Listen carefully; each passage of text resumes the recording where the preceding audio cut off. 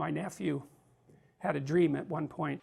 He was having night terrors, and he ran around like a little knight, and he had a little, armor and a sword, and he'd run around the house.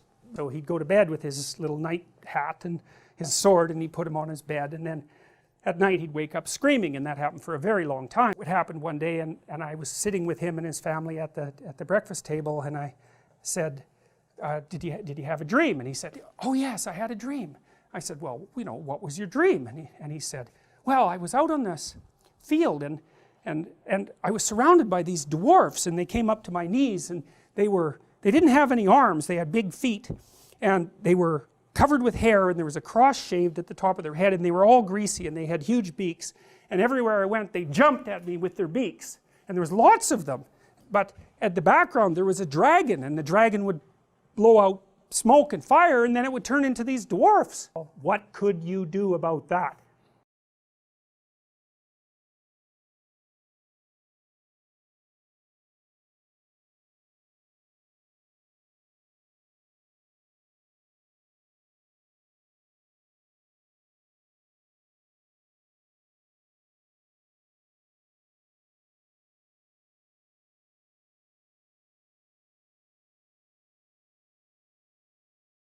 There's the terrible unknown, right? Fire breathing, generating trouble, and what do? You confront that, and by confronting it you get stronger. That's the shield, and that's what a human being is, and that's right. It's exactly right.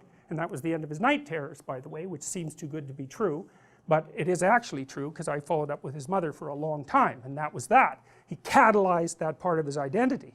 He adopted the role of the mythological hero. And that's what he needed to do, because like there was lots of there's a dragon and a bunch of dwarfs. Like, what the hell are you going to do about that? Run? That's not going to help.